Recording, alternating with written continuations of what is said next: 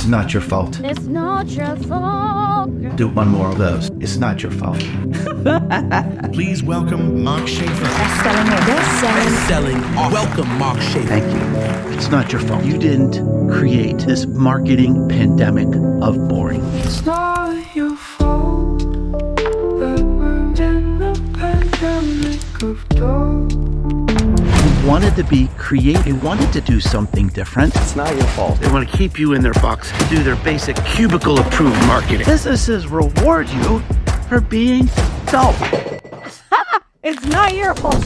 But something has to change, and it's got to change now. Now it's time to do something about it. AI bots are coming, but you still own crazy.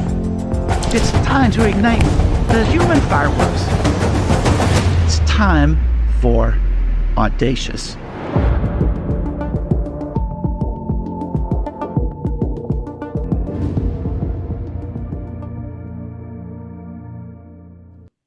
Well, hello! Welcome to this exciting live book launch for Mark Schaefer's new book, Audacious. Now, if you're wondering who I am, I'm Ian Anderson-Gray. I'm an AI consultant, live video coach, consultant, and producer. Although I started off as a professional classical singer, and it's my pleasure to kick things off and produce this event behind the scenes. But first, just a few quick things. First of all, at the end of this, there'll be a Q&A where Mark will answer your questions. So do pop your questions in the chat below. If you could start off your questions with a Q followed by a colon, that just makes it a lot easier for us to spot the questions amongst all the comments, and then we can hopefully ask Mark at the end. We'd also love to know where in the world you are watching from. It's always amazing to see people from all around the world, so let us know in the chat. And of course, do share the love. If you know anyone who would love this conversation and this show today, share it out. And of course, we do have a hashtag, which is #AudaciousBook. And this is a book launch, so of course you can buy the book at your favorite bookstore. There's a link here to buy the book on Amazon, so do check that out. Well, there you go. That's enough from me. Let's get on with the main event. We've got some incredible guests today. First up, Douglas Burdett, the man, the myth, the marketing legend. We're honored to have him here to interview Mark. Now, many of you know him as the brilliant mind behind the Marketing Book podcast, one of the most respected marketing and sales podcasts out there. He also led his own successful marketing agency for many years, and we are thrilled to have him here today. And of course, the man of the hour, Mark Schaefer, consultant, keynote speaker, college educator, blogger, podcaster, and the author of 11 books. Let's get on with it right now.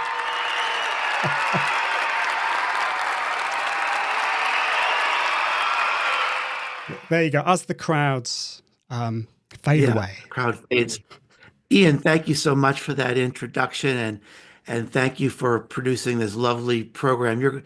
If you've never seen one of Ian's productions, you're going to see lots of little interesting, entertaining things. So, Doug, we're just going to turn it over to you. And I am so honored and a little bit nervous because you and I have a tradition. When I have a new book, you're the first one to get the book. Often I've sent you the author copy that I receive. And so we also have a tradition that you were the first one to interview me. And so this is not rehearsed. I don't know what you're going to ask me. This is my first interview on the book, so I'm a little nervous, but so honored to see you, my friend. I think you're on mute, Doug. You see, I'm retired, so I forget to do things like turn off my mute button. So there, that's called being authentic, which is covered in the book. So one other interesting thing about Mark Schaefer is that he is and will forever be the king of the Marketing Book podcast. I interviewed him more times than any other author. I interviewed him about 10 of his books, and then I interviewed him 2 other times. And Mark said, that he wanted me to interview him again because he doesn't feel like his reputation has been sufficiently tarnished by associating with me. And I can understand that. He has a very high threshold for pain. And I should add that as with every interview I did with Mark, I did not share my questions with him beforehand. So His Majesty is in no way responsible for the contents of this interview. And I should add that this book was, I was in a glass case of emotion. There were so many things that came to mind, so many other books, so many memories of Mark's other interviews, and I was delighted to see that the book has been endorsed by a number of authors whom I've had the honor of interviewing multiple times, including Dr. Robert Cialdini, Dr. Philip Kotler, Dr. Jonah Berger, Rohit Bhargava, David Meerman Scott, and Dory Clark. So before we begin, and we won't have as much time as we normally did on the Marketing Book Podcast, and as a favor to the audience and Mark, I've eliminated all the goofy sound effects that I used to have. And for that, I apologize to the loyal listeners out there. But if there are any Marketing Book Podcast listeners out there, Mark, you know what that means, right? Yes, I do know what that means. It means that there are a number of ridiculously good-looking people on this call from around the world. Yes, so yes. I know there are. I know there are. Oh, you've met them. They come up to you. That's right. That's right. So that's never going to change. Before we begin, let me read just a couple of real quick excerpts from the beginning of the book to set the stage. From the beginning, I've spent nearly 2 decades researching and writing about one crucial problem. How can our marketing messages become the signal above the noise in a world of oversaturated content? And on page 3, one word kept pounding in my brain: audacious. Audacious. Is that what it takes to stand out in the world today? Competence doesn't create conversations. Competence is ignorable. But audacity, that's the currency of attention in our overstimulated world. What if the key to becoming the signal isn't shouting louder, bending AI prompts, or spending more, but the simple human bravery it takes to be a little nuts? And on the next page, I found the greatest marketing breakthroughs don't necessarily come from superior AI intelligence or rapid-fire data analysis. They come from tapping into our humanity, collaborative relationships, connecting dots in unexpected, even seemingly illogical ways, following a gut instinct, detecting the subtleties of emotional cues, celebrating our flaws, and overcoming obstacles and constraints. Success comes from feeling brave enough to unleash a little crazy, break taboos, and take risks, even in corporate cultures that don't like risks. Here's the problem: maintaining human relevance in an AI world. You can't take classes or get a new degree to outsmart AI. Your only hope is to out-human it. This book explores how marketers can out-human the omnipotent AI masters. And finally, audacious is an ancient word meaning daring, intrepid, brave, spirited. Would customers pay attention if you infused audacity into your marketing? Of course they would. This book is divided into 3 acts that explore disrupting the medium, the narrative, and the storyteller. A 4th and final act addresses measurement using AI to our human advantage and personal courage. Each section contains research to ground the idea, signature case studies to inspire you, and dozens of practical tips, more than 100 in all, that you can apply to your marketing and business today. So Mark Schaefer, say more about why you characterize this as the anti-AI book. I think we're living in this world, this time where it's almost like an existential question. If you've immersed yourself in the world of AI, you can't help but be a little concerned about what's happening as AI starts to nip at the heels of our skill sets, even at the heels of our careers. And I've sort of become obsessed with this idea. And as you know, Doug, in all my books and all my writing, I'm a realist. I'm a practical person. I don't like to sugarcoat things. And as I look at what's going to happen, I think the idea that competent doesn't cut it anymore. What are our options? Somehow we've got to dig deep and unleash the human fireworks that are unique to us. And that is just not happening. I've got research that I demonstrate in the book that shows most advertising, like 2/3 of advertising and marketing, is dull. We're in a pandemic of dull. Mm-hmm. It's not creating this emotional resonance. We're wasting our time. We're wasting our money. And so it's time to break loose. And so I created this framework. I had this opportunity to meet so many amazing people, and the dots kind of connected for me. And I felt that this was an idea. It's the right framework. It's the right idea for the right time, I think, for a lot of people. Yes, and it's so interesting you say in there competency are they're just table stakes, and yet we see so much of that in marketing communications. Now, on page 8, you write that most marketing is boring, intrusive, and desperate, and that the idea for this book germinated as you observe the problems bedeviling every marketer you know. Say more about some of those problems that are bedeviling marketers these days. Well, I think the biggest problem that we all face, I think every person listening to us today, whether you own a business, whether you're an entrepreneur, whether you're a marketing professional, you have one pervasive struggle, and that is to be seen, to be heard, to be discovered. And if you look at the trajectory of my career, really starting with the first book that I wrote, which was the first book on influence marketing, describing how the power has shifted in the advertising and marketing world, really to the people. The theme of a lot of what I write about and talk about is how do we become the signal against the noise? And now we're facing this AI threat where I saw a statistic recently from Amazon hosting AWS, the hosting service, that claims that more than 50% of the content on the web is now AI generated. And so, and now it's learning from itself, right?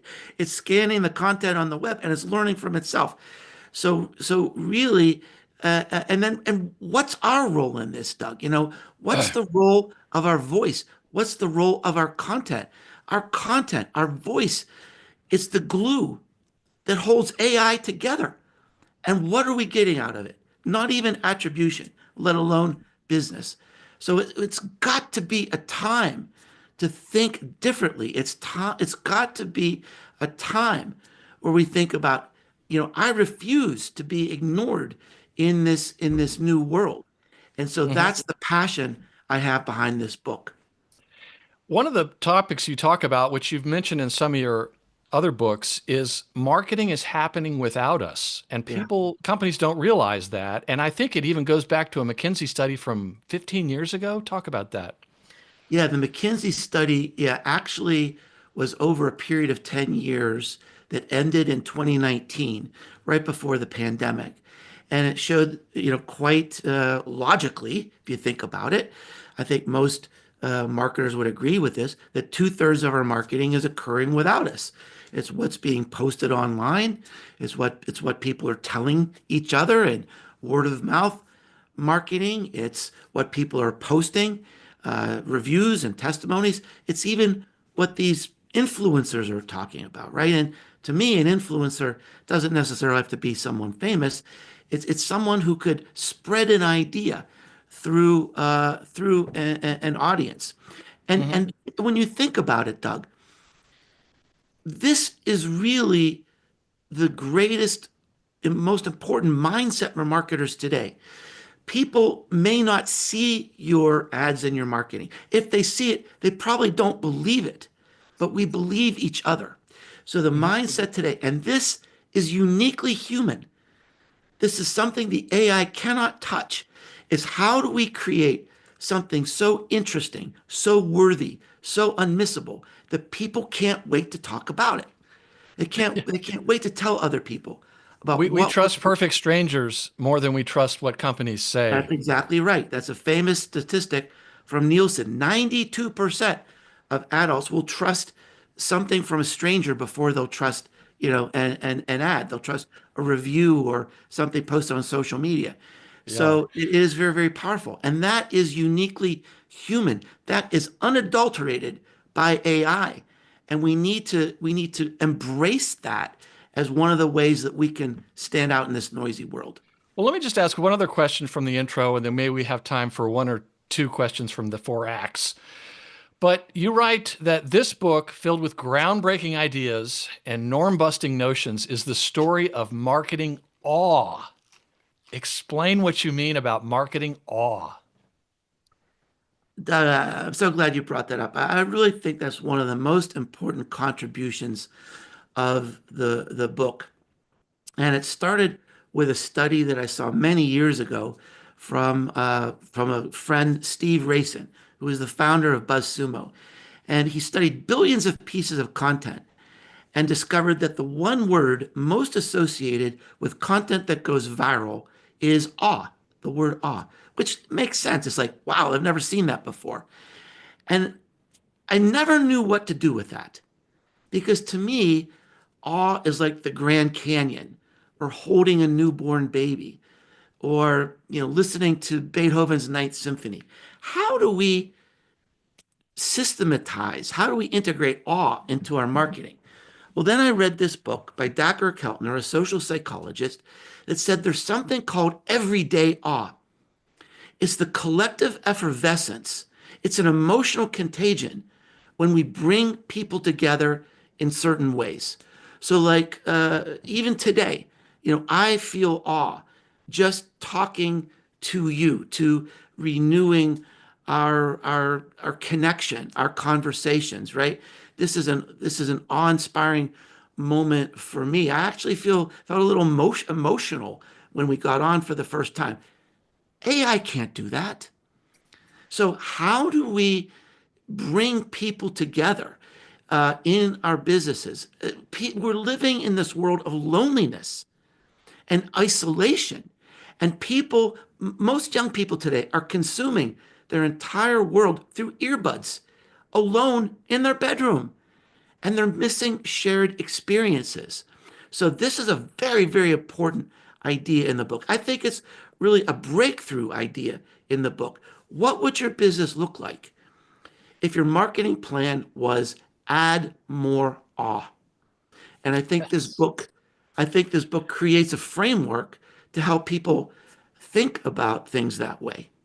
Yes, and just so the audience knows, this is enormously frustrating for Mark, not just because I'm interviewing him, but because we are only able to scratch the surface of this awe-inspiring book. Now, let me just ask one question from the first act, because I think we only have 15 minutes left, and Ian said if I go over, it will be painful for me.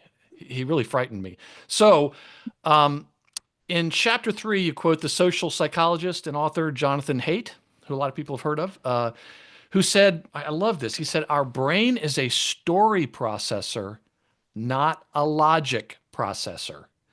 Explain what you mean when you write, and some people may completely miss this when they hear it, when you say the story is everything.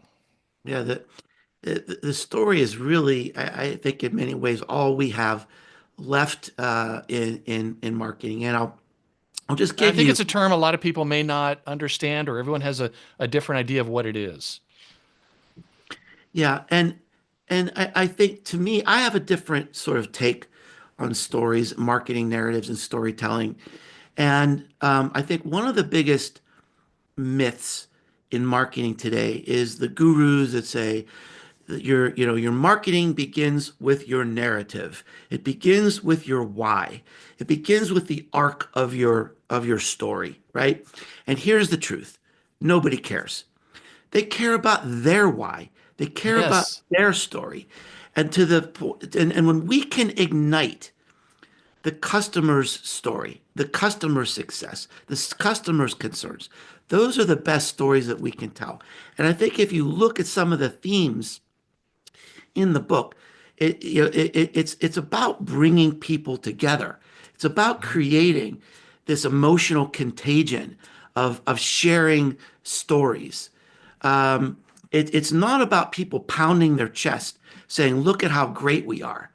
It's about integrating into a customer's everyday life and presenting something and creating something that's so cool that they can't wait to tell others about it. So that's sort of a different take I have on the story. Yeah, and it brought to mind, I think it's attributed to Antonio Damasio, about we are feeling machines that think, not thinking machines that feel. And there's so much resistance to using any kind of emotion. Now, speaking of emotions, in Act 2, Chapter 8, you write that breaking taboos and overturning familiar storylines is an unmined motherlode of marketing inspiration.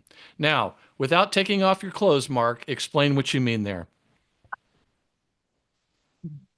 So Doug is referring to a story in the book where a couple of friends of mine took off their clothes during a big presentation at South by Southwest. And the point of their story, it was a couple fellows from the Taboo group in Australia, and they said, we would rather be humiliated today than be forgotten. And the point they were making, and the point that I make in the book, and it really builds on some research by an author I admire very much, Jonah Berger, who you mentioned earlier, Doug. And he wrote a book called Contagious. And he did this research about what makes things go viral. And the most powerful thing that makes things go viral is some emotion. And then if you can ignite this emotion between your company, your brand, your story, and the customer, that's when things really take off.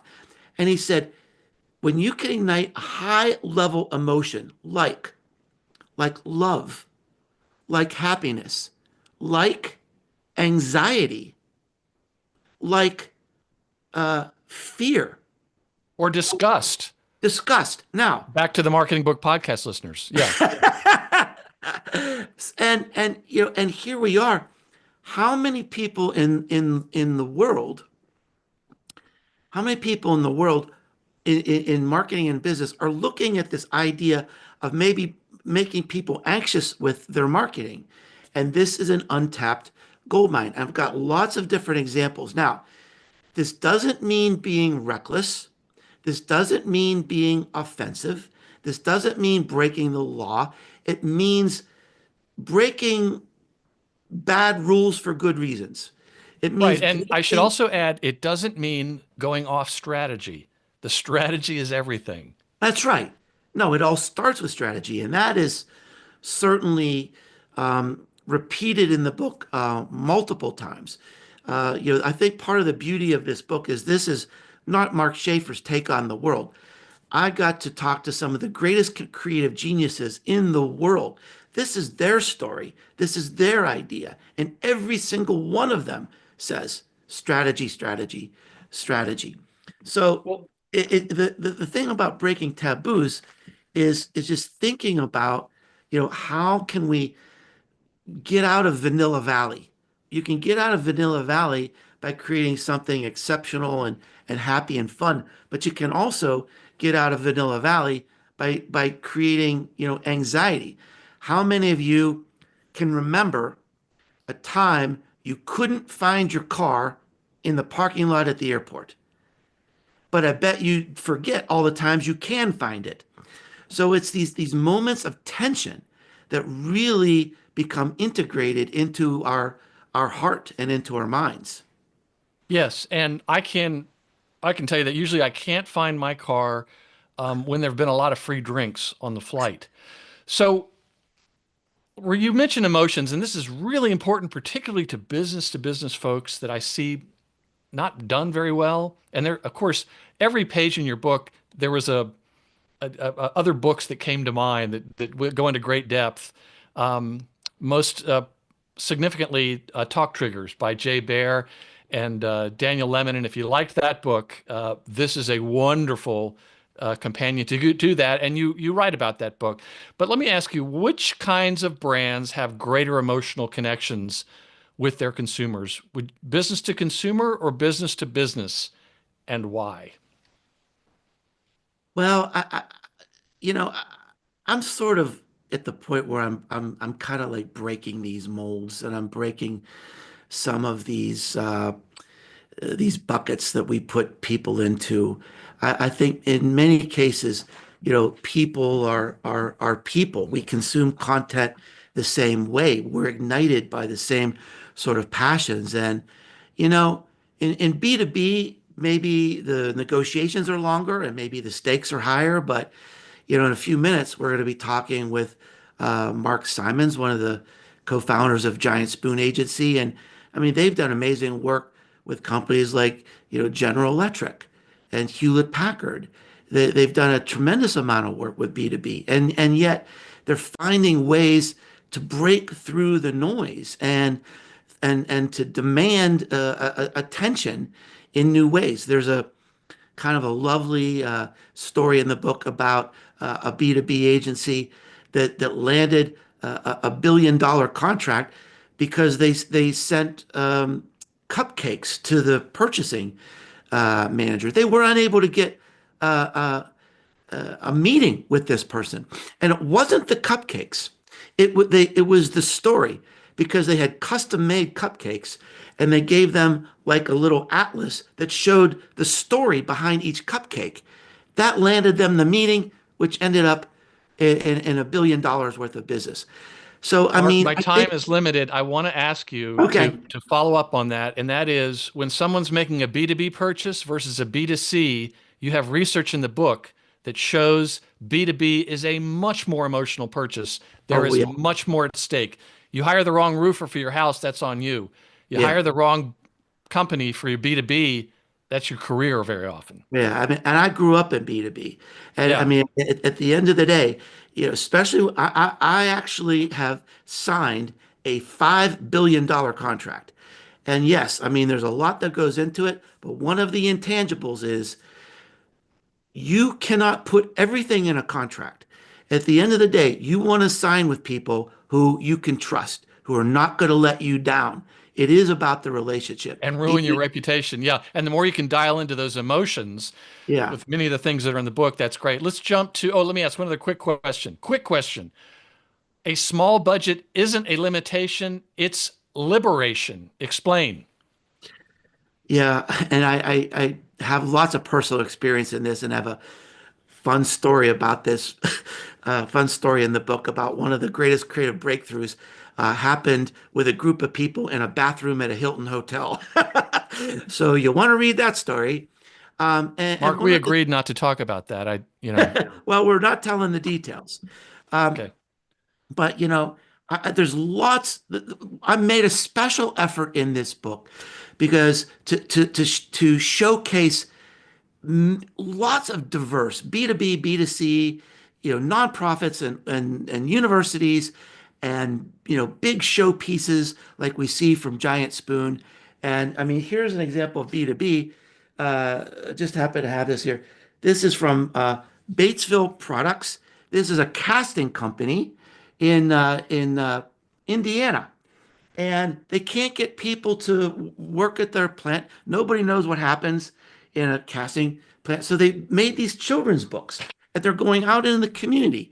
Now, these books cost a few dollars to produce, but this is a B2B company telling a story in a whole new way that has filled their pipeline. And so there's lots of low budget ideas in this book too. I mean, sometimes money. Yeah. In fact, if you have too much money, it can be a curse. Yeah, money it can be the bane of creativity. Yeah, yeah. Well, let me just jump to one other thing from the third part that I thought was very interesting, and it's my favorite chapter, chapter 12. Please don't tell the other chapters I said that. But in that chapter, you tell the story of a workshop you presented on brand communities to one of the biggest consumer products companies in the world, and that a primary marketing benefit of a community is creating organic advocates who spread the brand stories to their friends and families. And afterwards, one of the brand managers approached you and asked, I understand the importance of getting customers to tell our story, but how do we control their message?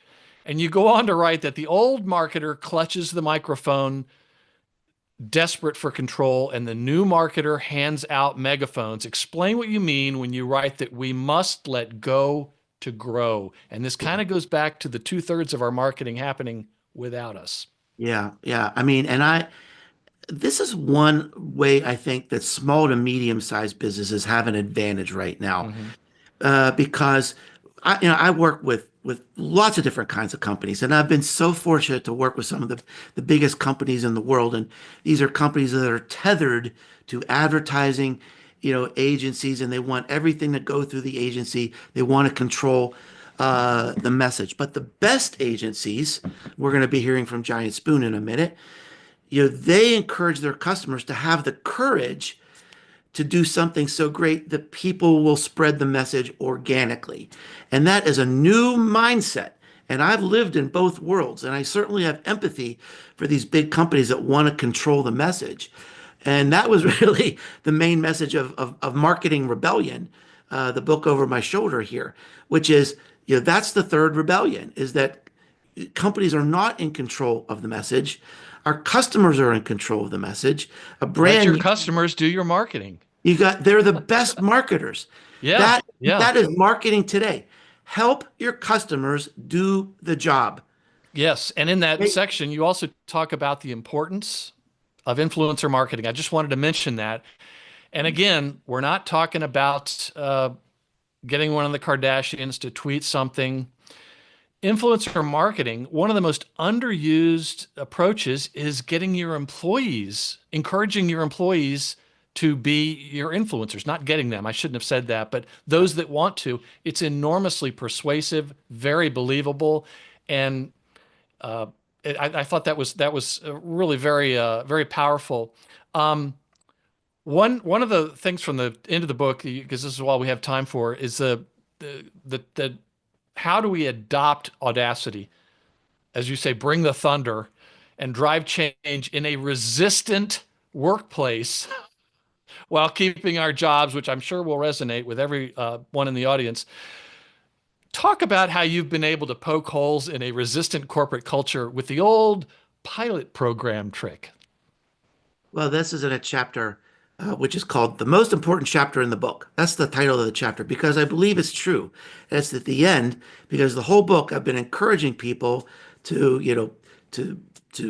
go get out of the box and to be bold, to be audacious. But then we have to think about, we got to do this without losing our jobs.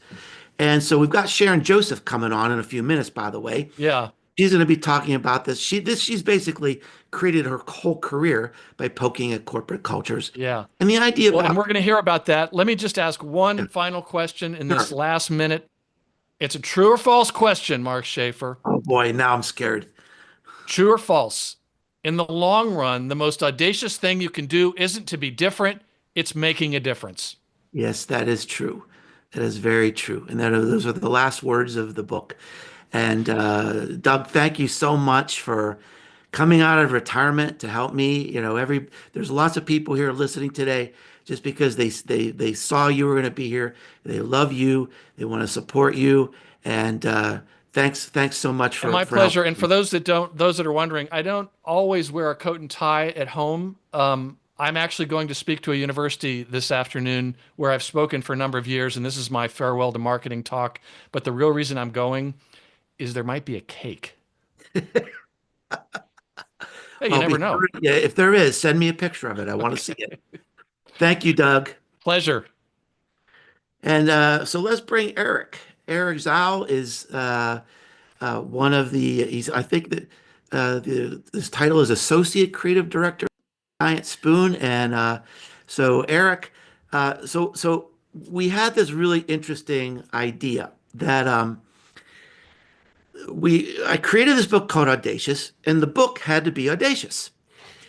And so Eric works for Giant Spoon, which has supported me in this effort. We're going to be talking about sort of the genesis of this book in a minute when Mark Simons comes on. But we had this idea that we would have nothing on the front of the book but a QR code. And they said, Eric, here's our idea. We want to create a book cover that is never the same. We want to have this morphing abstract art. And I don't know about you, maybe you were cool about this, but creating a book this was first in the world, this was nerve-wracking for me. Talk a little bit about the challenge. They come to you and they say, Eric, here's what we want to do with this book. We want this QR code that's going to create a cover that communicates the story in a new way. talk about how you got in this and how you attacked this problem. For sure. Thank you, Mark. So like you said, I think the thing that we really, from the outset, wanted to challenge ourselves with is this notion that the ideas in the book must be represented in a single static image, right? So no small feat, I think easier said than done. And as we were thinking about this, we quickly took to the digital realm. We really wanted to utilize modern tech. So in this case, augmented reality and generative AI. And we came up with this approach that I think really captures what this book is all about. So the idea of curiosity, novelty. Let's go ahead and show that. Bold Because I imagination. know we've got some, yeah, there we go. Yeah, so I came with some visuals today so you can kind of see how this thing comes to life. And I think that it's a little tricky because there's more to it than just this print cover. So behind the scenes, what we did was we trained this generative AI model to give it a bit of like this consistent visual personality that feels artful and expressive. And then we fed it a variety of excerpts from the book, so as prompts to generate imagery. So in a way, it's like the AI model has basically read through the book and it's giving us its own kind of visual interpretations of what it has read. And the majority of the prompts that we landed on are drawn from this like rich collection of ideas and case studies that you've curated, Mark. And there's this like kind of sense of familiarity to what we're seeing while still being like totally new. And I think that's one of the key ideas and innovations here that, it's not, when you look at the cover, it is abstract, right? I mean, you mindfully fed in artistic examples to set the tone here. So like, in my sort of in the box mind, I thought, oh, we'll have, pictures of the activation. But you took a more artistic view here, and I'll say you also fought hard for it. So talk a little bit about why, something that is a little more abstract worked better in this situation.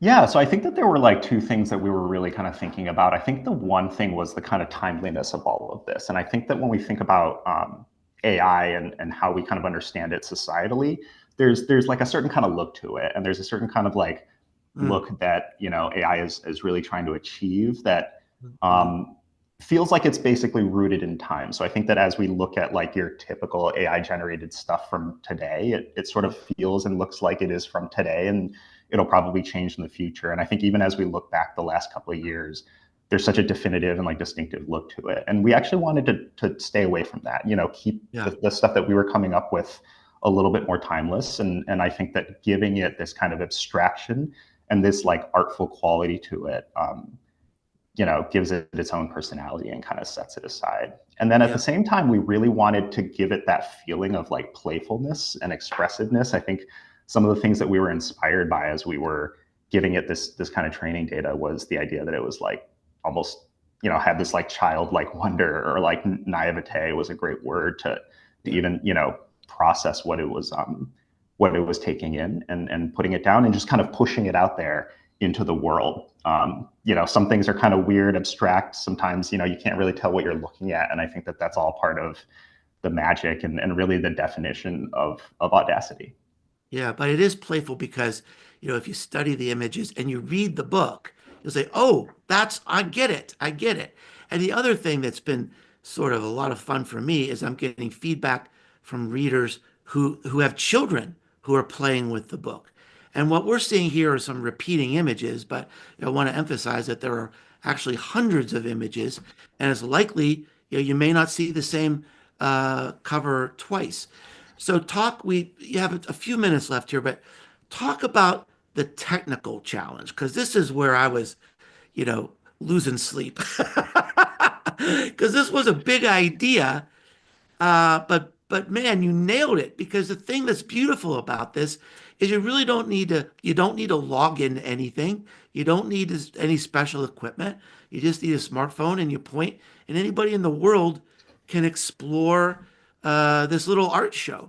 So like, was that a difficult technical challenge, or was that kind of obvious for you? It definitely was. There's always a lot of like unexpected limitations to anytime we create these kind of digital experiences. But especially at Giant Spoon, it's not our first time working in this way and with this kind of tech. So I think that we were pretty well versed and had a good sense of how we wanted to execute this. And I think that we had done some pretty clever things. I think as you mentioned before, we had built this in a way that it periodically refreshes itself. And I think that as you move forward, you check it again in a week or in a month or even a year, the images will be, completely different and completely refreshed. And that's actually part of, working with the things like file size limitations and some of this really sort of technical thing, but being quite clever with them and almost utilizing them as part of what makes this so novel. Well, I'll tell you, this was a wonderful creative project, not only from the writing standpoint, and like I was energized by this book, and by meeting people like you, and look, I mean, you helped me make a dream come true here. This is the first time this has ever happened, on a book in the world. I never thought in my dreams I'd be able to have a first in the world book. So Eric, you and I will be forever bonded by this idea and by this accomplishment. And we're getting lots of great feedback. People are even posting, images on social media. Look at this book. Look at what this book is doing. And the fact that the book will even change over time certainly is very exciting. So thank you so much. Thank you for helping me. Thank you for helping me make this dream come true. And just great work, Eric. Thank you so much, Mark. We had so much fun working on it. Yeah, great job. Great job.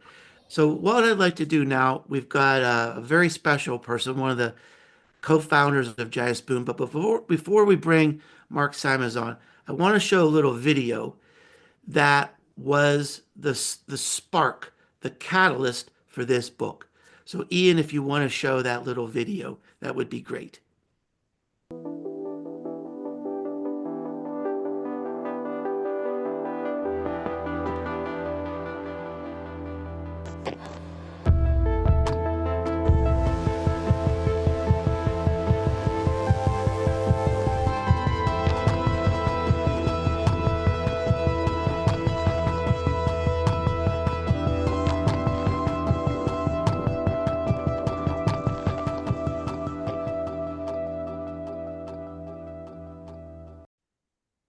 Now, this was a significant moment because this occurred at South by Southwest a few years ago. I was sitting in a restaurant with my friends, and people left the restaurant. They left their hot food to go see this ad, this story in the sky.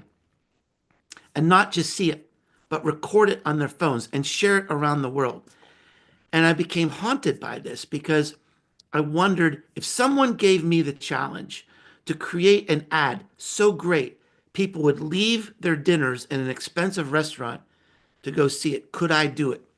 And the answer was no. So I discovered who did this, who was behind it, and it was Giant Spoon. Giant Spoon is an agency that I have admired for a very long time. And I got to meet Mark Simons and the other founders of Giant Spoon a few years ago. And I called Mark up. I said, Mark, there's a lesson here. I want to learn how you did this. Will you share your secrets with the world? And so I can put it in a book. And he had a one-word answer. Absolutely. And that really was the start of the book. It started me down this path. So Mark Simons, thanks for joining today. I'm grateful for you and your role in helping me kickstart the book. Absolutely. Thanks for having me, Mark. He said the word again. Absolutely. He's a can-do guy. We're flattered that you were inspired by us. So thank you. Well, and so Giant Spoon is one that is racking up a lot of awards. You were named one of the most creative companies, not just creative agencies, creative companies in the world by Fast Company magazine. it seems like I need a scorecard to keep up with all the awards that you're winning, really highlighting your creativity. So, what are some of the ways that you keep on that edge, that you don't go back into sort of the you know the inertia or lack of inertia that you experienced at other agencies? How do you keep Giant Spoon on that edge where you keep just getting this great attention in the world? Sure. Yeah, I think there's a couple of different mantras and rally cries that we have at the agency that we repeat to ourselves and to our employees and our clients over and over again. And those give us sort of a North Star to just keep following as we just try to do things a little bit differently. So the first one is stir shit up, which is a little bit of a nod to our name as well. You need a giant spoon to stir shit up. But to stir shit up is this like idea that you're pushing against legacy. You're pushing against the way things have been done, and you're trying to do something different. Just as much as you can. When you see something that's like it's been done this way so many different times, what if we tried something different? That stir shit up mentality becomes sort of the guiding light for all of us.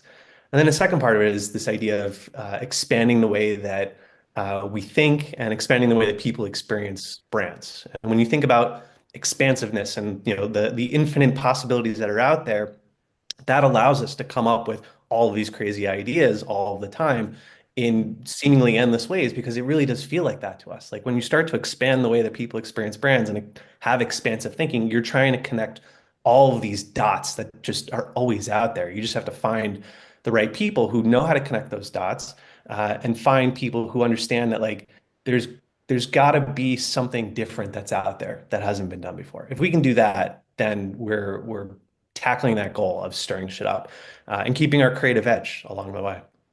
Yeah, I think that's one of the key ideas and contributions that I love so much in the book. One of the themes in the book is to, disrupt the story, to disrupt where the story is told, to disrupt who tells the story.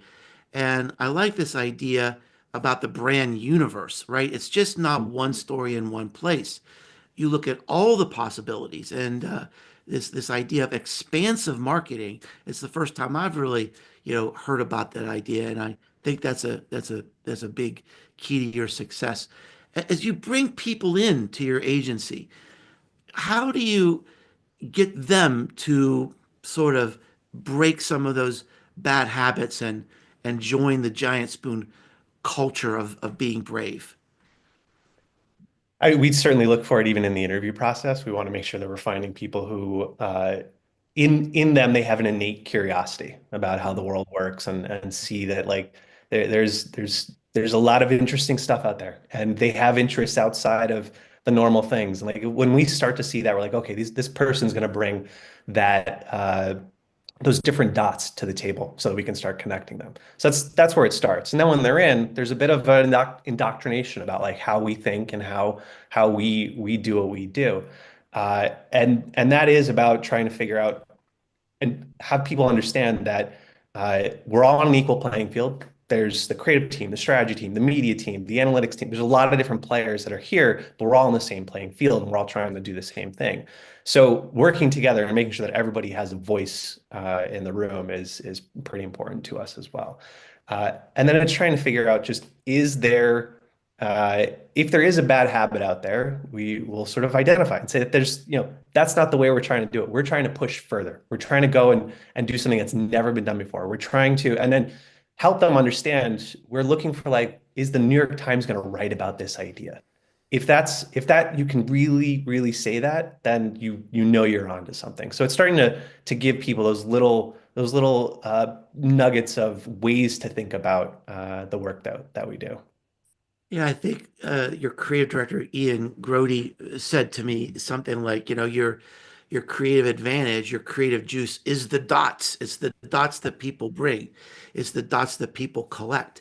And Giant Spoon even gives people, an opportunity each month to go do something a little different and crazy to collect some new dots. I'm using that with my wife now. If I'm going someplace crazy, I said, that's my creative juice. I got to go collect got to collect some new dots. One of the things I mentioned when I was talking with Douglas Burdett, I gave you a hat tip about, I mean, you're working with traditional companies like GE, Hewlett Packard that have kind of done the same thing the same way for a long time, and you've done, just marvelous, breathtaking things, activations with GE and Hewlett Packard. I mean, you threw a Hewlett Packard computer out of an airplane, and so how do you get into such a traditional culture like that and have them take a bet on you, take a bet on just, you know, shedding that skin of traditional marketing? Yeah, there's something to be said about those clients, and the clients that work with us are a little self-selecting as well. They actually do have internally a pretty strong culture of innovation. It might seem from the outside, okay, it's General Electric, Hewlett Packard. It sounds like an older business, but inside they to get to be who they are, they have that culture of innovation, and they really never let it go. So they're looking for an agency like us to keep pushing them. But it does happen where there's a client who's like, I'm a little scared about, trying these new things and doing all of this work. But we'll talk to them about, well, you should be more scared of being boring. Boring is really bad for your business, and the dangers of being dull. That's the worst thing you can possibly do. And we'll talk about why that is, because you're going to blend in. The crowd of other competitors in your category are all doing the same thing. You all look the same. You all sound the same. There's no differentiator between any of you. Maybe Yeah. when you get down to the product, maybe there's a little differentiation, but there might not be either. So in your marketing is where that audacity and that boldness needs to come through. So when they understand that, okay, yes, boring is bad for my business. It's dangerous to be dull. Like those ideas scare them more than the risk that might be involved in trying something that's never been done before. Yeah, I think there's such a massive opportunity there because dull has been institutionalized in so many industries, where they are just stuck in a rut and they've just always done it the same way. And do you find that it gets down to like one person who kind of gets it and says, "Yeah, we're ready to move the needle in a new way"? Yeah, you know what? There usually is a champion inside Yeah, that's like, no, guys, we really do need to try something different. Let's take a chance on this. But that also, if it's the leadership of the client group, that mentality permeates and everybody else goes along with it, and they understand. But yeah, I think you're right. Sometimes it's one champion that says, let's try it. Let's go. seems like that would be a part of, if you're trying to be bold, is networking, is just finding the right people who are ready to take those risks and chances.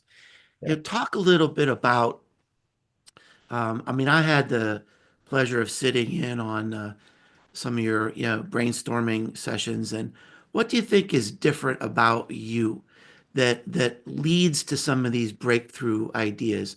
It's a combination of, we talked about the people. You said it starts with the interview process, and you talked about the culture. What about the process? What might be a little bit different about your process? I think there are other groups that do this well as well, but like we're very much a strategy first organization, and you and Doug talked about that earlier as well. Like the idea that it's strategy that needs to be the guiding principle first. We are a bit of a strategy agency disguised as a creative agency. Like there's a bit of that where like strategies are really strong, a superpower of ours just as well. So when you start everything with strategy in the process of brainstorming and everyone understands what we're trying to do here and the strategy that's going to get us there, then you can start to really come up with those ideas that are going to be really powerful. So I think that's one of the key differentiators. And then on top of that, it's all these people from all these different backgrounds that come together, bring all these different dots to the table, and they all feel comfortable sharing all those different dots. That's when you start to unlock those things. And then you run those ideas through those filters of, is this going to be something that the press writes about, that my mom's going to see? Is it all of those little extra things that start to say, all right, we've got something here. Our process reinforces that. And that goes all the way through. Everything that we do is trying to make sure that it's going to break the mold. Yeah, well, I'll tell a little secret here that in one of our first brainstorming sessions about the book and what we might be able to do with the book. So one of the ideas is that we would offer a pen. I think it was a pen that literally had my sweat and blood in it. Yeah.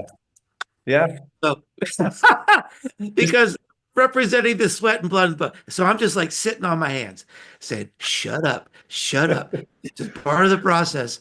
We're going to get through. I'm so glad like you really did experience what it takes I had to to. to Yeah. actually do something. And to be told, you were scared a few times where you're like, I don't know, like, are we going to be able to pull this off? Are we going to be able to? There were those moments where we were a little bit worried that I don't know, but we have to keep going. We have to We keep were trying. all worried. Yeah. And trust in Eric and his ability to get it done. But yeah, I mean, we need client trust to get things done as well. Yeah, and we had an original idea of creating an extreme version of the book, and we went pretty far down that road. Even had it laid out, but there was just a lot of cost issues, and the other thing I found once we got the QR code out there is that this really stood on its own as a conversation piece. That this really, I mean, every single person. I would go into restaurants and just show the cover on my phone and said, try this. Every single person said, oh, wow. I mean, this is really amazing. Yeah. So, yeah. And so I'm just so, well, it's been great that not only has this for me turned in, I mean, I've admired you for so many years now, but it's also turned into a friendship and a collaboration. And the book would not be what it is without Giant Spoon. And the other thing that's obvious is there's a lot of great Giant Spoon stories in the book. But what's not obvious is that because I had the first interaction with Giant Spoon, I was able to, then other people returned my calls. So I got to interview a lot of other people that probably wouldn't have talked to me. So the book is richer, it's bolder, it's more complete because of the relationship I had with you. So thanks so much, Mark. Thanks for being here today and helping us tell the story. No problem. Thank you, Mark. Really appreciate it. All right. Have a great day. Now, one of the themes we've been talking about, kind of hinting at all along here, is it's one of the last chapters in the book, called the most important chapter in the book, about how do you do this and keep your job? How do you be brave and how do you have the courage to do it? And toward the end of the book, I talk about measurement, I talk about activation, and we talk about this idea of personal courage and culture. And one of the people that I've been so happy to know and feature in the book is Sharon Joseph. So Sharon, we'll bring you into the room with us here. Are you there? I'm not seeing Sharon's picture. Maybe Sharon, can you hear me, Sharon? Oh, there we are. I can hear you. Okay, there we are. So one of the things that I admire about you and I've always loved about you is that you have this heritage of working in big companies and small companies where you're able to exert this new creative energy against the flow in maybe cultures that aren't used to this kind of thing. So talk a little bit about your personal strategies. And maybe even talk about some of the stuff you're working on now. I mean, you were telling me about some of the documentary videos, which are way, way out of the box. So talk a little bit about some of your strategies in this context. And I'm glad you bring up strategy and Mark from Giant Spoon. Rooting everything in strategy is that's where I come from. The ad agency born and bred. And, if you don't have the strategy to even want to disrupt what you're working on, then you're always going to be traditional, and you'll follow the path. I do have an idiom for my own persona, which is, make the path, don't take the path. And so I think that's sort of been emulated in everything, whether it was full service ad agencies that, as much as there was the mix of traditional media that you're campaigning against, then this idea of what can we carve out that's not taking the path, but making the path is the approach. And, I do think there has to be the appetite of the culture internally to want to do that together. The understanding as a collective, as a business entity, that we're going to, lean in and do that. And then also be ready for when our audience is going to embrace something that they weren't expecting. And I do think, your book, Mark, in total, is that the audience is ready for the unexpected, and they are ready for the disruption. They just don't know when they're going to see it and when they're going to have that awestruck moment, and we have to bring it to them. And I think as an individual, I gravitate towards, working in that capacity, whether it's just, on a project basis, on any given meeting, you could be disruptive too. And that's where, it has to come from, who you are as the, creative marketer. Then who do you surround yourself with, and who do you, attract into that, work ethos. And so, again, Mark mentioning this about Giant Spoon's clients is, there is somewhat of a self-selection of who works with you as the disruptor. And that's where I think I've gotten to a point in my career where I get to be audacious as a marketer, as a creative in these environments, and the people that I get to work with, including you, Mark, when you brought me the concept of the book and you said, here it is, what do you think? I said, it's about damn time, because we need, the evidence and the validation that it's okay to be disruptive as marketers and creatives and the likes of that, because we've been sort of trapped in this, like, you have to do the by the book, SEO, SEM, funnel marketing, and that's sort of hard to fit in that construct, because innately we want to push these boundaries. Yeah. And by the way, we showed at the beginning of our live stream the video, sort of the movie trailer for the book. And Sharon led the creative team that helped me with that. And we're going to show it at the end too. So you'll be able, if you missed it, you'll be able to see that. And again, it pushed me. Yeah, because Sharon's first idea had something about, Mark Giant Spoon said, oh yeah, we want a pen with your blood and your sweat. And Sharon said, oh, I think it'd be good if we had a video where you were naked.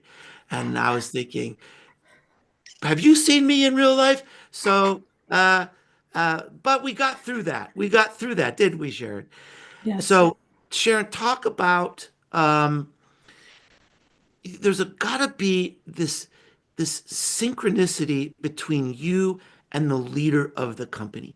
The leader of the company or the client, that's the person with the budget and the strategy is going to control the culture, and the culture is going to control the risk taking.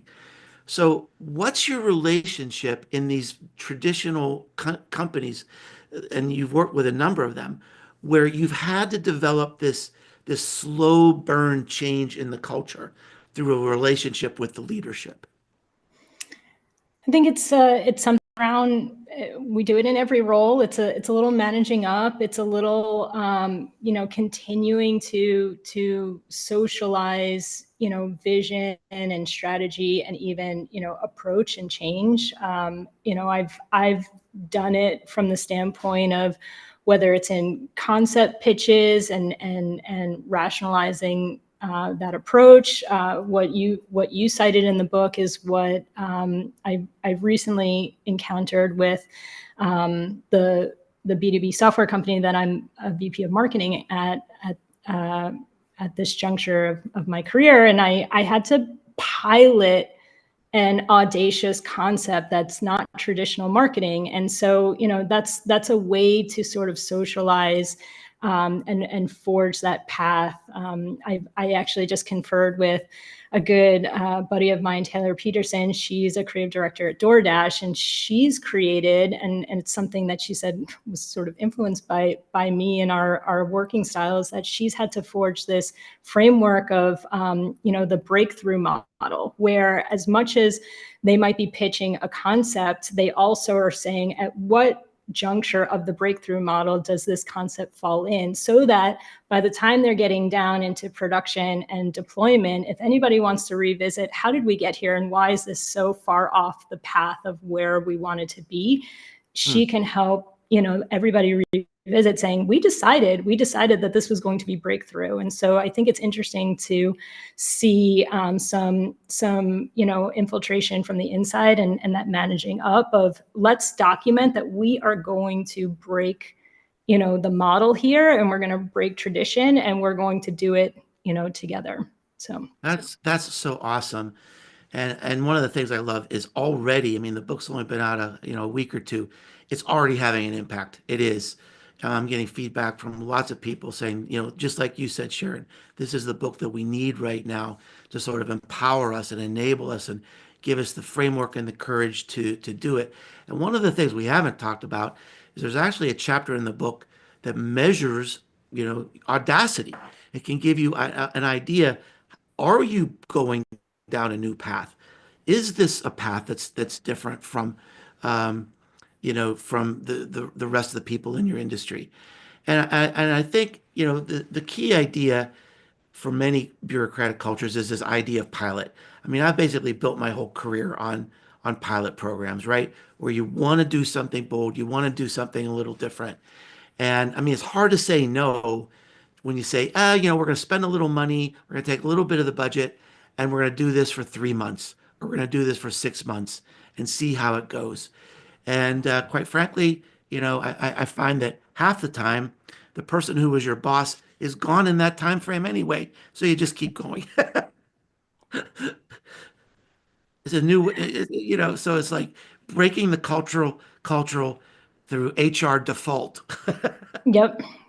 And something else that was sort of, we brought it up in the standpoint of managing up and creating this framework and even measuring audacity. But, another thing that I think comes into play here, especially as the individual, but the collective, is this idea that you have to establish, and it's something I know Kelly, Elaine Garthwaite is on the line here too. She's has her own company for helping creative services manage better and be more strategic. And something that she brought up is that the creative individual needs to, establish their personal brand, who they are as, that audacious model in this capacity. I know this is true to you and your teachings, Mark, through your book Known. And then another component of this is you have to have a community of creatives on the inside. It's not just having the framework and pitching the pilot, but like ensuring that you have this strong community of audacious doers together, because that'll help forge that path together inside the bureaucracy and the red tape that might be traditionally at play. So and I love this idea of how you're tying in the personal brand as well. And that's something I decided not to really get into in a deep way in this book, because the book would have just become gigantic. But your success also creates your permission, right? It also expands the opportunities, because as you begin to have a reputation and the reputation becomes known, then the right people are going to seek you, or new people will give you permission to say, well, look, we're not really comfortable with this, but we know you and we trust you. You're known. And we're going to let it go. So, I mean, does that work for you as well?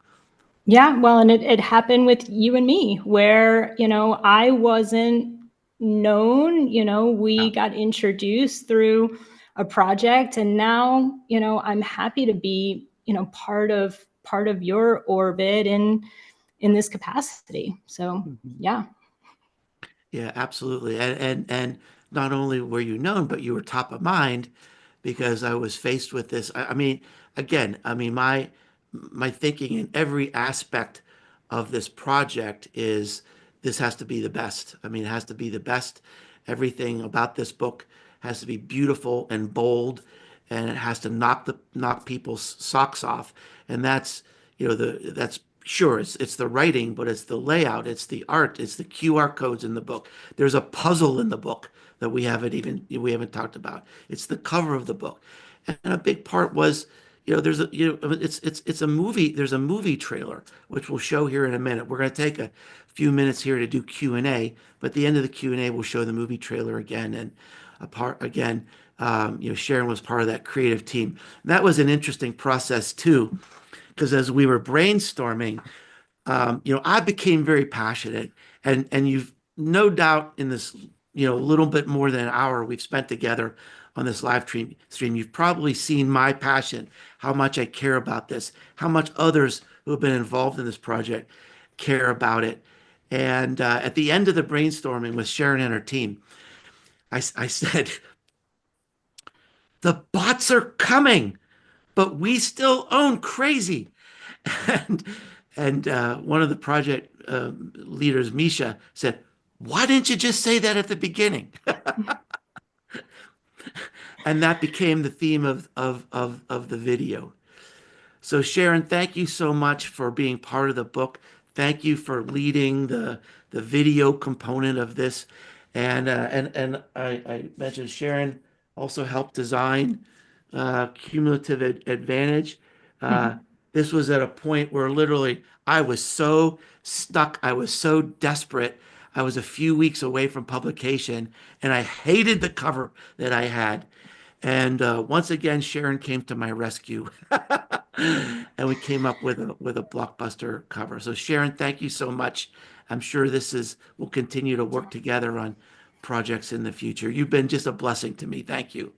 Thank you all. Bye, Mark. Bye. And let's take it back to Ian. Again, Ian Anderson Gray has been the producer of this wonderful show. And Ian, what questions do you have for me in the Q&A? I can't wait. Yeah, we've got a lot of questions. So this is it. This is exciting stuff. So let's get this loaded up here. And the first question is from Chris Arnold. How can we differentiate human values from AI generated? You know, it's interesting because we have to think about where AI is now and where AI can be.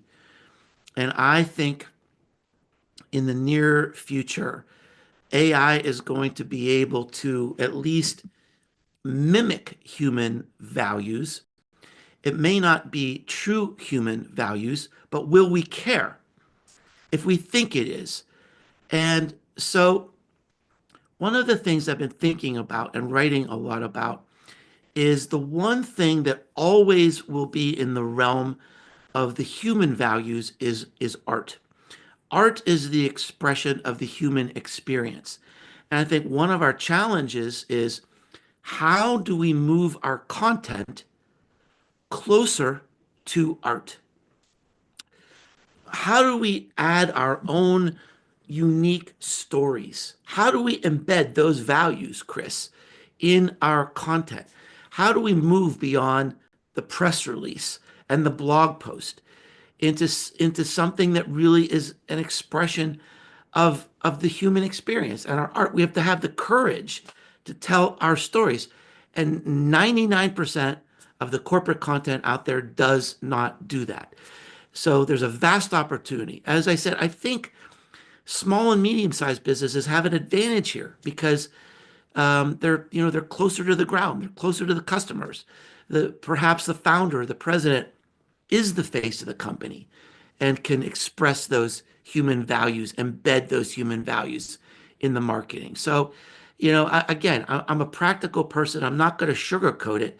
That, you know, today, if you're just competent, you're going to be vulnerable. because AI is competent. It's more than competent. It can be really excellent. It's going to become more excellent. But I think the expression of the human experience, which is sort of the definition of art, is what is going to make us very authentic and believable, and it'll help us transcend the AI. Yeah, that's so helpful. That's a great question. Thank you, Chris. So the next one is from Elizabeth Perry. And I know you do talk about this in your book, Mark, but she asks, can you give us your top tips for activities for companies with low budgets? Well, I do get into that in the book. There's a lot of great, and hi, Elizabeth. Nice to see you, first of all. You know, I talk about in the book how, in my career, I've had experiences with big budgets, which just have been a disaster. And I've had experiences with where you don't have a big budget, and you've just got to rely on really not just yourself, but I think other people. If you gather other people and trust other people to really unleash the creativity. Sometimes having a low budget can be a great enabler because it almost becomes like a villain. It's us against them. It's us against the world, and we have something to prove. And there's a chapter in the book where I tell this story. I hinted at it earlier, where I just had this creative breakthrough. I was in this photography class with no resources and no budget, and we were challenged. We were in these hotel rooms using Polaroid cameras to create these different images. And there's an image in the book, which you just will not believe, was created in a bathroom in a Hilton hotel. And what it taught me is that boring is a decision. I mean, boring is a decision. It just showed me that with nothing at our disposal, we were able to do something just mind-blowing and transformative. And so I think it's the fact, it does take courage. It does take trust. And look, you have a lot more things that you can do when you have a big budget, but a big budget can also be the bane of creativity. And I think it's just a matter of trust, a matter of determination, and getting the right people in the room. That's great. So the next question is from Sven van Stitchel, who asks, if we try to create awe, but the algorithms are against it and favor AI content, how do you fight back? And what channels would still favor human creativity?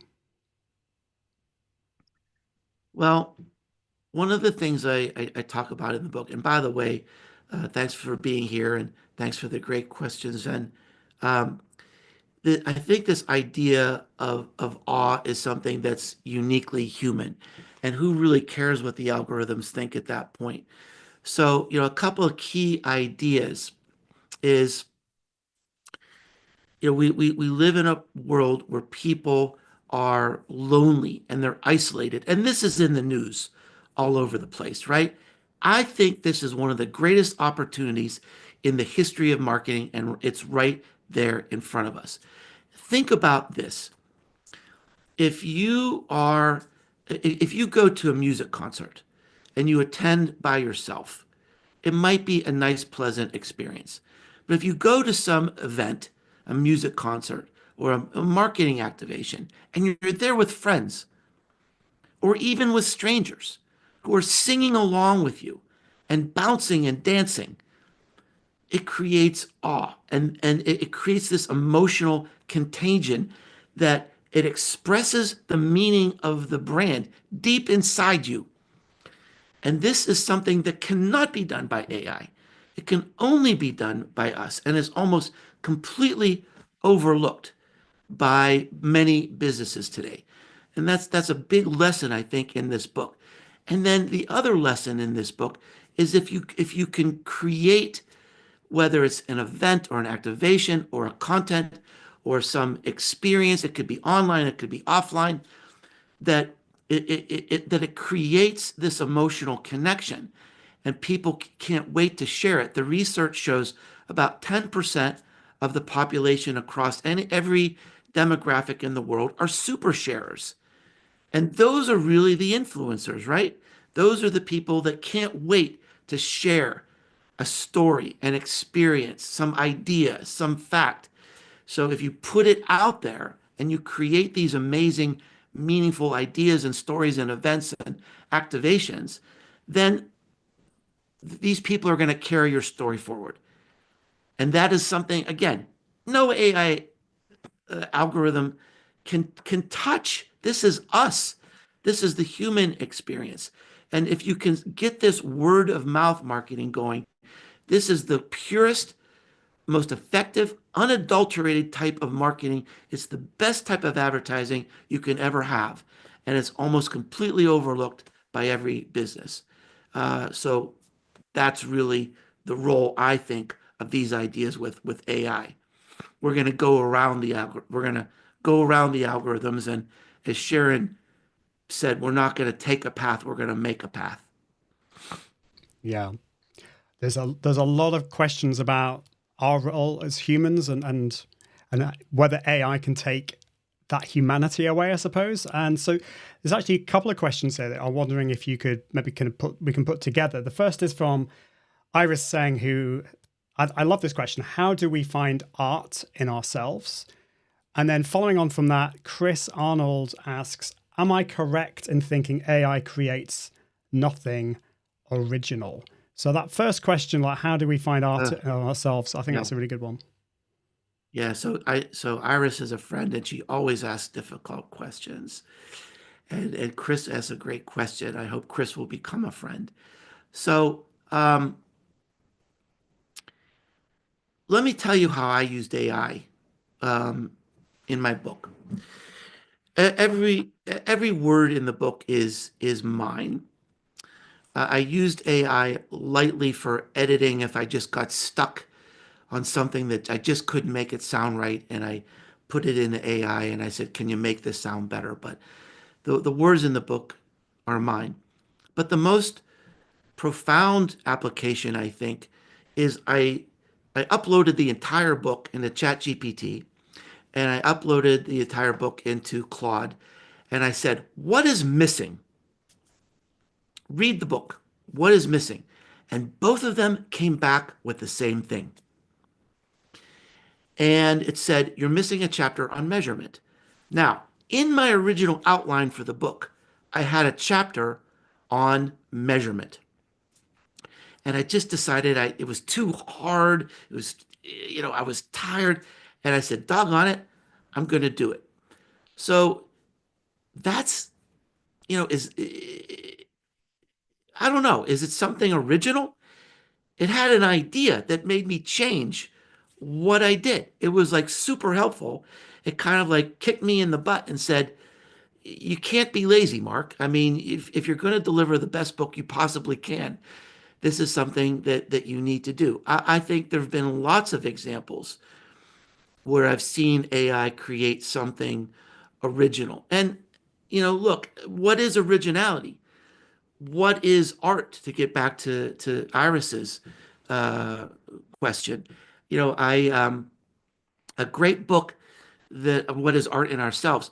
A great book that I loved is Walter Isaacson's book on Leonardo da Vinci. And he talked about how, Da Vinci was arguably the most creative person who ever lived, but almost all of his work was built on the ideas of others. Even the famous Vitruvian Man, the picture of the man circumscribed by the circle, was the original idea of ancient Rome that a friend brought to him, and another friend sort of like diagrammed it on a piece of paper. And Leonardo said, let me take a crack at that. And Leonardo was able to add his own artistry and his own insight to create something new and something that was uniquely human. So I think there is art in all of us, but also I think there's this idea of giving us permission to build. There's a chapter in the book that talks about AI. This is not the completely the anti-AI book, because I've got a chapter in there about how AI can help you be more audacious. There was this study that was done a few weeks ago that I think is very relevant. I wish I had this before the book was written. And it showed the impact of AI on researchers. And it showed that researchers who used AI had more breakthroughs, more patents, more, unleashed more products. But here was a really important idea. It showed that AI made the best researchers better. It widened the gap between competent researchers and the best researchers. And that's why we all have to embrace these tools. We all have to immerse ourselves in this new world of AI. Not be afraid of it, but look at it. How does it unleash the creativity in us? It helped me make a better book. It did, because it told me I was missing a chapter. And there's lots of ways we can use AI to help us be better creators, to help us be better artists. Well, that's great stuff. So this next question is kind of following on from what you just said there, which is from Terry Johnson watching on YouTube. AI really shines when you need structure, a framework for your strategy, when you need a sounding board. Do you see more business owners using AI for this instead of focusing on creating content? Great. It's nice to see you, Terry. So there was a study that was done at the end of last year that surveyed how businesses, it surveyed 8,000 businesses, Terry, of how they're using AI. And the number one use case by far, I think this was 27% of the businesses, the use case was employees dabbling. I believe of the 8,000 businesses, only 3% had created anything that was meaningful and sustainable and were using AI in an integrated way in the business.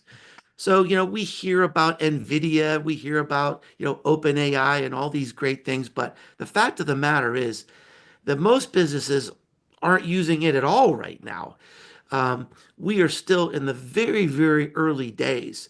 And if you're just trying it out yourself and trying to find out how this can make you a better creator, a better leader, a better marketer, you're ahead of the game because you're learning and you're trying. You still have time to lead.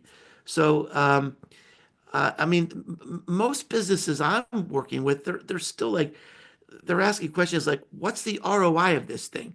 ChatGPT is $19 a month. If you can't find $19 of ROI from ChatGPT, you got to really question the leadership of that company. But that's really where we are with most companies today. So keep pushing forward and just keep in mind that those who use AI, everyone listening here today should be trying this every day, and, immersing yourself in it, integrating yourself in it, and, trying to make you an even better professional. So, Ian, fortunately we're out of time, but hopefully I'll be able to look at some of the Q&As and maybe even get not the A's. I'll be able to look at the Q's and maybe get back to some people and maybe there's some good questions in there that will become blog posts for me. So I just want to end by saying, first of all, Ian, thank you to you. What a beautiful, beautiful show. Thanks to everyone. I want to tell you that I never forget the feeling that I got when I got the first comment on my blog. I had this true sense of awe that someone would spend time with me and my content. And I've never lost that feeling. And I haven't lost that feeling today that you've spent this time with me. So thank you very much. And to end, let's go ahead and play that movie trailer that Sharon helped me with. Thanks so much, everyone. I hope you buy the book. Let me know what you think about it. Leave a review of the book. I'd appreciate it so much. And thanks for being here today. It's not your fault. It's not your fault. Do one more of those. It's not your fault. Please welcome Mark Schaefer. Best-selling. Welcome, Mark Schaefer. Thank you. It's not your fault. You didn't create this marketing pandemic of boring. It's not your fault that we're in a pandemic of dull. You wanted to be creative. You wanted to do something different. It's not your fault. They want to keep you in their box, do their basic cubicle-approved marketing. Businesses reward you for being dull. It's not your fault. But something has to change, and it's got to change now. Now it's time to do something about it. AI bots are coming, but you still own crazy. It's time to ignite the human fireworks. It's time for Audacious.